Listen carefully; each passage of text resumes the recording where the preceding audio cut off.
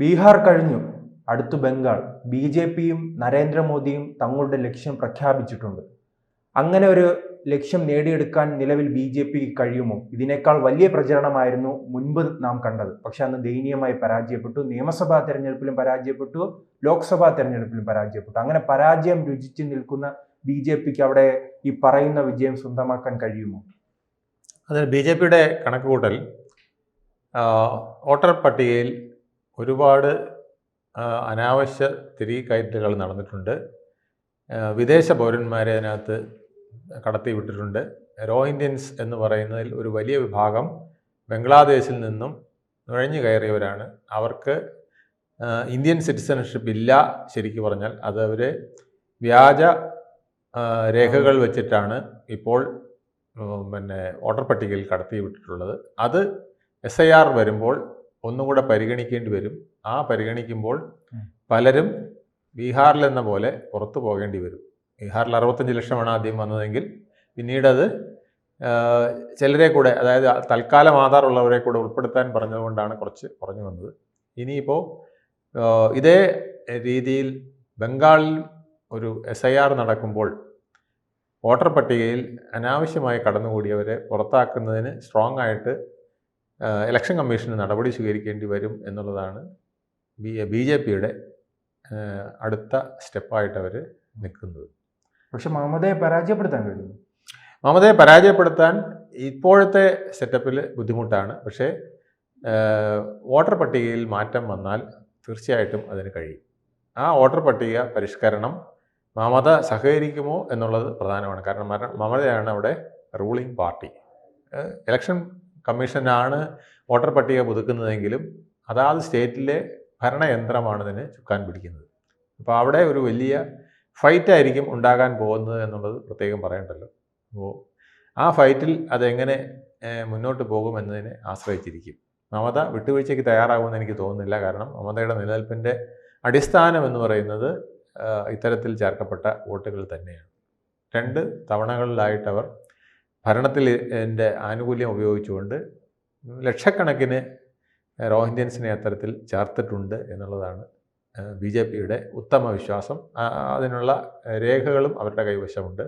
അവരെ മുഴുവൻ വെട്ടിനിരത്താതെ SIR നടപ്പിലാക്കാതെ ഇനി ഇലക്ഷൻ നടത്തില്ല എന്നുള്ള രീതിയിലേക്കാണ് ബി ജെ പി മുന്നോട്ട് പോകുന്നത്. അപ്പോൾ അവരും ഉദ്ദേശിക്കുന്നത് ബീഹാറിലേതുപോലെ അടിത്തട്ടിലൊരു വലിയ മാറ്റം, ആ മാറ്റത്തിൻ്റെ ഫലമായി കൃത്യമായും അനാവശ്യമായി വന്നിട്ടുള്ള വോട്ടുകൾ വെട്ടിമാറ്റിക്കൊണ്ട് തങ്ങൾക്ക് അനുകൂലമായ ഒരു സാഹചര്യം അവിടെ സൃഷ്ടിക്കാൻ കഴിയും എന്നുള്ളത് തന്നെയാണ്. ഈ ബീഹാറിനെ സംബന്ധിച്ചിടത്തോളം അവിടെ വലിയ രീതിയിൽ ഭരണവിരുദ്ധ വികാരമുണ്ട്, അഴിമതിയുണ്ട്, ഈ തുടർച്ചയായി തന്നെ സ്ത്രീ സുരക്ഷയുമായി ബന്ധപ്പെട്ട പ്രതിസന്ധികളുണ്ട്. എന്നിട്ടും എന്തുകൊണ്ട് അവിടെ മമതാ ബാനർജിക്ക് ജയിക്കാൻ കഴിയുന്നു? അത് ഈ വോട്ടർ പട്ടികയിലെ ക്രമക്കേടാണോ? അവിടുത്തെ പ്രതിപക്ഷ പാർട്ടികൾ ബി ജെ പിക്ക് എല്ലാ മേഖലയിലും വളർന്നു കയറാൻ കഴിഞ്ഞിട്ടുണ്ടോ? അങ്ങനെ ഒരു ബുദ്ധിമുട്ടില്ല. എല്ലാ മേഖലയിലും വളർന്നു കയറാൻ ബി ജെ പിക്ക് നിലവിൽ കഴിഞ്ഞിട്ടില്ല. അതുപോലെ തന്നെ ഒരു മികച്ചൊരു നേതാവിൻ്റെ പ്രശ്നമുണ്ടല്ലോ. മികച്ച നേതാവിൻ്റെ പ്രശ്നം മാത്രമല്ല, ശരിക്കും പറഞ്ഞാൽ ബംഗാൾ എന്ന് പറയുന്നത് നമ്മുടെ തമിഴ്നാടിൻ്റെ ഏതാണ്ടൊരു രീതിയാണ്. അതായത് നോർത്ത് ഇന്ത്യൻ ശക്തികളെ സ്വത്ത് രാഷ്ട്രീയമുണ്ട്. നോർത്ത് ഇന്ത്യൻ രാഷ്ട്രീയത്തിനെ അല്ലെങ്കിൽ നോർത്ത് ഇന്ത്യൻ നേതാക്കളെ അങ്ങോട്ട് സ്പർശിക്കാൻ സമ്മതിച്ചിട്ടില്ല. സ്വാതന്ത്ര്യം ലഭിച്ചതിന് ശേഷം ഉള്ള ചരിത്രം നോക്കിക്കഴിഞ്ഞാൽ നമുക്കറിയാം ഏറ്റവും കൂടുതൽ കാലം ഡോമിനൻസോട് നിന്നത് CPM ആണ്.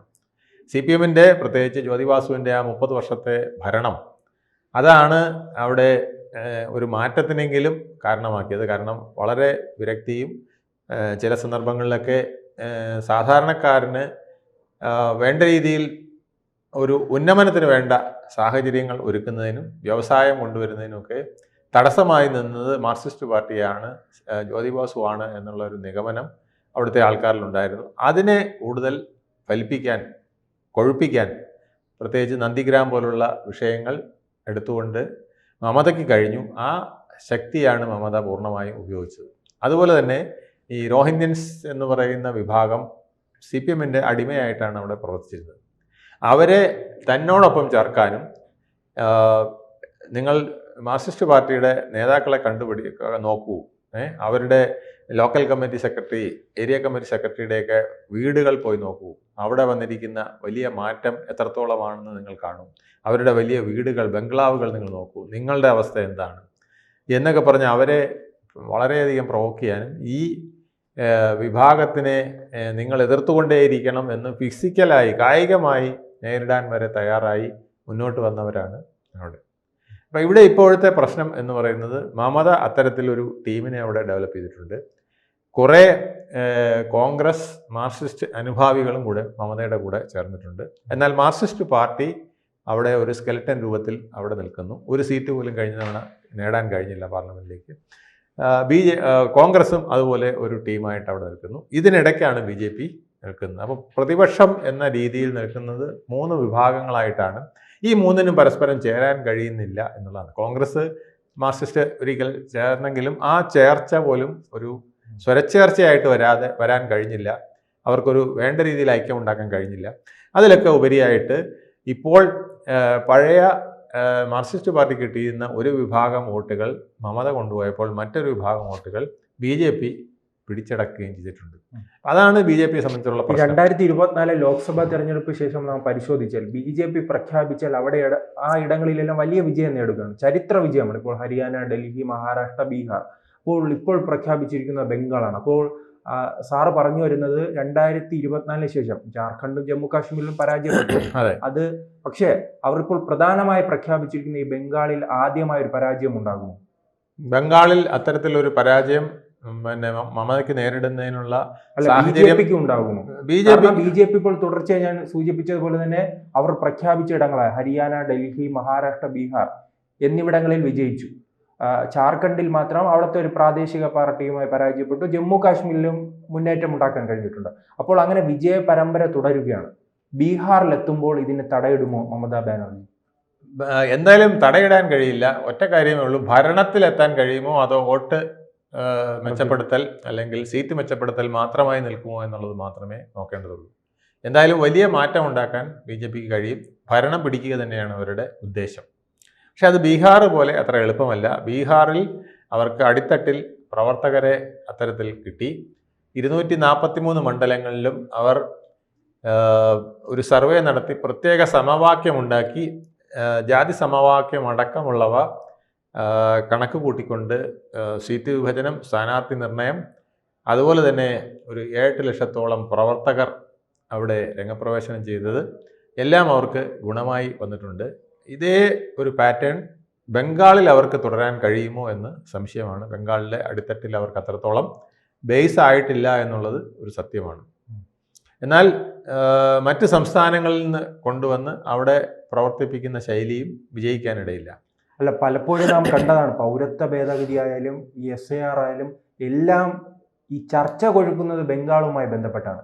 അപ്പോൾ ഈ അവിടുത്തെ ജനങ്ങൾക്ക് തന്നെ ഇപ്പോൾ ആസാമുമായി ബന്ധപ്പെട്ട് ഇതെല്ലാം ചൂണ്ടിക്കാട്ടിയാണ് BJP ജയിക്കുന്നത്. അവിടുത്തെ പ്രാദേശികമായ ജനവിഭാഗങ്ങളോട് പറയുകയാണ്, അവിടെ നിന്നും നുഴഞ്ഞുകയറ്റക്കാർ ഇങ്ങോട്ട് വന്നിട്ടുണ്ട്, നിങ്ങൾ സൂക്ഷിക്കുക എന്ന് പറയുന്ന ഒരു അജണ്ട ഉണ്ടാക്കി വിജയിക്കാൻ കഴിയുമോ BJPക്ക് അവിടെ? ആ അജണ്ട ആസാമിലെ പോലെ ബീഹാറിലെ പോലെ എളുപ്പമല്ല ബംഗാളിൽ. കാരണം ബംഗാളിൽ വളരെ നാളുകളായിട്ട് ഏതാണ്ട് ഇടതു ഭരണം നിലനിൽക്കുന്ന കാലഘട്ടത്തിൽ പോലും നുഴഞ്ഞുകയറ്റക്കാർക്ക് അവസരങ്ങൾ നൽകുകയും അവർക്ക് സ്ഥാനമാനങ്ങൾ നൽകുകയും സീറ്റ് പൗരത്വം ഉൾപ്പെടെയുള്ള കാര്യങ്ങളിൽ വേണ്ട മാറ്റം വരുത്തി കൊടുക്കാൻ സഹായിക്കുകയും ചെയ്തിട്ടുണ്ട്. അതുകൊണ്ട് തന്നെ അവിടെ റോഹിങ്ക്യൻസ് എന്ന് പറയുന്നത് പൂർണ്ണമായും മറ്റു ഇടങ്ങളിലെ പോലെ നിൽക്കുന്നവരല്ല. അവർ ഒരു പക്ഷെ മറുവിഭാഗമുണ്ടല്ലോ, ഹൈന്ദവ വിഭാഗത്തെ ഒരു ഏകീകരിക്കാൻ വേണ്ടിയാണല്ലോ ഈ ശ്രമം BJP പൗരത്വ ഭേദഗതി ആയാലും ഈ ഇപ്പോഴുള്ളതും അവിടെ ബംഗാളിൽ നടപ്പിലാക്കാൻ ശ്രമിക്കുന്നത്. അപ്പോൾ ആ വിഭാഗത്തിന്റെ ഈ ഭൂരിപക്ഷ വിഭാഗത്തിന്റെ വോട്ട് ലഭിക്കുമോ? ഭൂരിപക്ഷം ഹൈന്ദവരുടെ വോട്ട് എന്ന രീതിയിൽ കിട്ടാൻ പാടാണ്. കേരളത്തിലെ സമാനമായ ഒരു അവസ്ഥ ബംഗാളിലുണ്ട്. അതായത് ഹിന്ദുക്കളിൽ തന്നെ ഒരു വിഭാഗം പൂർണ്ണമായും ഹൈന്ദവതയോട് യോജിക്കുന്നവരല്ലാതെ നിൽക്കുന്നവരുണ്ട്. അത് വർഷങ്ങളായുള്ള മാർക്സിസ്റ്റ് പാർട്ടിയുടെ ഒരു ശൈലിക്ക് വന്ന ഒരു ശൈലി കൊണ്ട് ആ ഹിന്ദുക്കളിൽ വന്ന ഹിന്ദുവുമല്ല ക്രിസ്ത്യാനിയുമല്ല മുസ്ലിമുമല്ല എന്നുള്ള രീതിയിൽ നിൽക്കുന്ന ഒരു വിഭാഗം അവിടെയുണ്ട്. ആ വിഭാഗത്തിനെ മാറ്റിയെടുക്കാൻ അവരും ഹിന്ദുത്വത്തിൻ്റെ ഭാഗമായാൽ മാത്രമേ ഹിന്ദു പോളറൈസേഷൻ കറക്റ്റാകും. ആ ഹിന്ദു പോളറൈസേഷൻ ഉണ്ടാക്കാൻ ഇനിയും സമയമെടുക്കും എന്നുള്ളതാണ് BJP നേരിടുന്ന പ്രധാന പ്രശ്നം. പക്ഷേ എന്നാൽ നാടിൻ്റെ വികസനം, മമതാ ബാനർജിയുടെ തന്നെ പ്രവർത്തനത്തിലെ വൈകല്യങ്ങൾ, അവർ കൂടുതലായി മുസ്ലിം പ്രീണനം അടക്കം നടത്തുന്നത് ഹിന്ദുക്കൾക്കിടയിലും ഒരുപാട് അവമതിപ്പ് നിലനിൽക്കുന്നുണ്ട്. അവരോട് മമത കുറയുന്ന ചില കാര്യങ്ങൾ നടക്കുന്നുണ്ട്. അത് എത്രത്തോളം BJPക്ക് അനുകൂലമാക്കി മാറ്റാൻ കഴിയുമെന്നുള്ളത് പ്രധാനപ്പെട്ട വിഷയം തന്നെയാണ്. കൂടുതൽ വാർത്തകളും വിശേഷങ്ങളും നിങ്ങളിലേക്ക് എത്താൻ ABC മലയാളം സബ്സ്ക്രൈബ് ചെയ്യുക, ബെൽ ബട്ടണും അമർത്തുക.